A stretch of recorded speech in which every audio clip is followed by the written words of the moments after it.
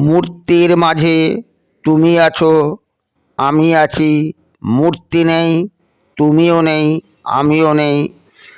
ঈশ্বরের অস্তিত্বের প্রকাশ সকল দেহধারী সাকার জীবের মধ্যে। যেমন ডিম থেকে জন্ম নেয় সাকার পক্ষী জাতীয় প্রাণী, বীজ থেকে জন্ম নেয় বৃক্ষ জাতীয় প্রাণ। আবার মানুষ সহ সকল জীবের জৈবিক তরল অংশ থেকে সাকার জীব ভূমিষ্ঠ হয়।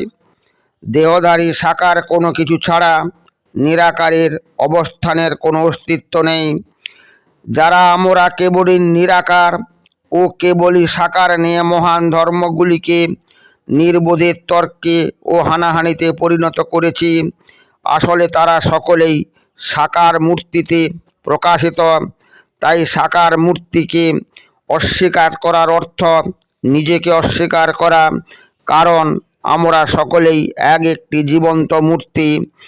তাই মূর্তি বা প্রতিমার মাধ্যমে আমরা আমাদের অস্তিত্বকে অনুভব করি।